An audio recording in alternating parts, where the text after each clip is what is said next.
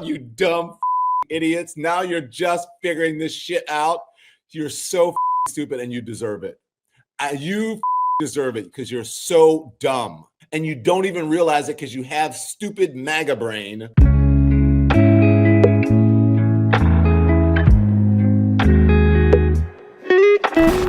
Don Lemon has an absolute meltdown over this Trump-Elon Musk situation because he, like every other clueless Democrat, sees a passionate conversation as some all-out MAGA civil war. The Democrats only have one ideology, and they have one set of rules. And if you don't subscribe to those, then they kick you out of the party. So they don't understand us having a discussion about policy in order to find the most productive and reasonable solution, which, if they care to know, we already have. We've all basically come to the resolution that we need high-skilled, elite-skilled workers, but the H-1B program was being abused, and maybe a store manager at a 7-Eleven shouldn't be an H-1B hire and should be given to just an American citizen. So within a couple of days, we've already come to a mutual agreement on tough policy questions, and the Democrats are seeing this as some humongous gotcha, some big I told you so kind of moment. The Democrats are so desperate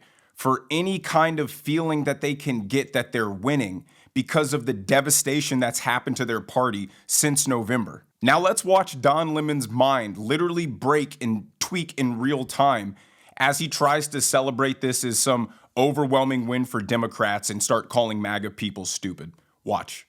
Oh my gosh, I love this. Now you're finding out, you dumb fucking idiots. Now you're just figuring this shit out. You're so fucking stupid and you deserve it. You fucking deserve it because you're so dumb. Jim, it's hypocrisy. So go with me here. Yes, I am gloating over your stupidity and how you were taken. I'm cackling in Kamala, says in Shanta. You have been co-opted because you're in a fucking cult and you don't even realize it because you have stupid MAGA brain and you don't get it. How stupid and dumb are you? And I'm just going to I can't wait to go through this. Okay. So I'm going to read this again. So Krishnan's appointment triggered an anti-Indian backlash on social media, particularly given his past advocacy for increasing green cards and immigration broadly. Oh no, immigration. We can't do the immigration because it's hot in here, guys. Sorry. Woo! Thank you. We can't do the immigration because, the immigration, it triggers some people. You know what they're saying about the anti-immigrant stuff, right?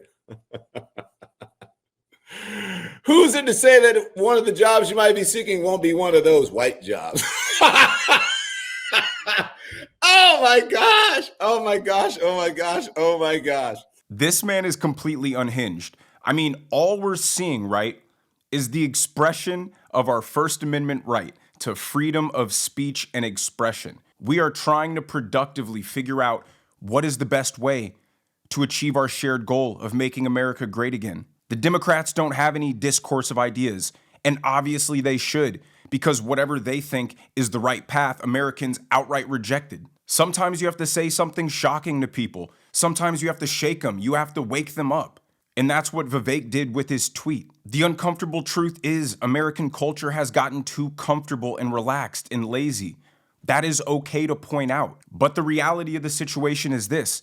There is a time and a place to be comfortable and relaxed, and then there's a time and a place to be strong and capable and ready. And right now we have to prioritize strength and competence. The problem with the last 80 years of world peace is Americans are unfamiliar to the idea of a foreign enemy legitimately ready to go to war over being the #1 superpower. It happens. It happens all throughout civilization. And even if it isn't a physical war like World War II, it's a war of ideologies. That's what the Cold War was. It was us advancing to show the world that our way of life, our ideology, our culture was superior. The harsh truth is these next 20 years are going to be incredibly important because whatever country discovers an AI that can launch their civilization into the future is going to be the dominant force of the next 100 years, if not more. And that is what China is striving for. So if that means we have to import the brightest minds while we bolster our own domestic talents, then that's what we need to do. Now, because it's Don Lemon, it immediately takes a racist turn, and he says that Vivek and his family owes their thanks to Don Lemon and the rest of black people for everything he's achieved. Watch. And while folks like Vivek Ramaswamy should be thanking, like literally, like praising black people in the civil rights movement for helping him to become the citizen and the wealthy person that he is, it's only because of those struggles that his family was able to come here and achieve what they have achieved, because of, in large part because of that. The very people who should be praising and thanking every single day, they should be sending an African-American leader. They should be sending me flowers for the contributions of my family. You know, for my dad who fought for busing in Louisiana, changed the laws. So, you know, Vivek should be saying, thank you, Don's dad, for helping people like me, brown people. The reason I hate this victimhood style of thinking is because you're just a damsel in distress waiting for somebody to come save you. Why do you need Vivek to thank you? What is that going to do for you? Why do you want a pat on the head? It's like, unless we get the appreciation from all these races and the white man, we're just going to sit here and sulk. I wish the mindset was, we're black people. We collectively ushered in a new era of American equality and freedom, helping move the country towards its promise in the Constitution. We can do anything if we can do that. Why are we sitting around waiting for somebody to give us a handout or give us a congratulations or a pat on the back? If we can uplift an entire country of people, why can't we spend that energy uplifting ourselves as well too? Now, he brings on a guest to talk about this situation, and I promise you, she gives the most woke, radical response to this that she possibly could. Watch. Vivek weighed in and said, you know, this is basically calling Americans lazy, but he wasn't speaking about black people, correct? Well, when they say Americans, we know that we're excluded from that. They say black Americans. They don't normally say black Americans. They say the blacks. So the fact that he just said Americans is already indicative of his target audience. He tried to throw Steve Urkel up in there a little bit, try to add a little DEI into his insults.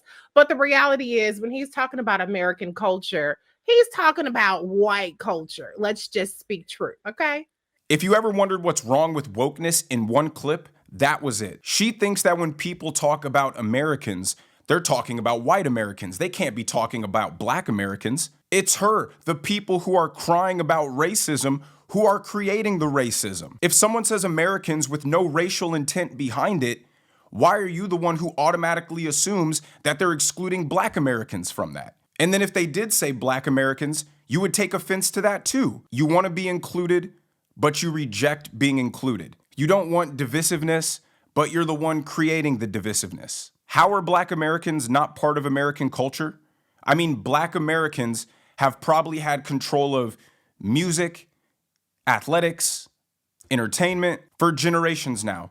Black culture is woven into American culture. There is no American culture without the contributions of black culture. So why do you have to hate white people so much that when they say American culture and they're including you in it, you outright reject it because you think that their intentions are so much more covert and nefarious? That is why white Americans got so offended by the whole woke movement, is because you were essentially telling them that no matter what they did, no matter how nice they were always just inherently racist and evil. You can't expect to insult and degrade a majority of the country, to enact policies that are openly discriminatory against them, to be able to be outwardly racist towards them. But if they're somehow racist to any of the other minority groups, it's the ultimate cancelable offense. So we'll let the Democrats just live in their delusional world where us having a policy debate is some sort of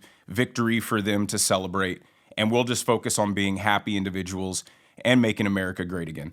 But let me know what you guys think in the comment section below. If you did enjoy the video, make sure you hit that like button. Make sure you subscribe to the channel if you have not already. Turn on the notification bell so you never miss a video, and I will see you guys in the next one.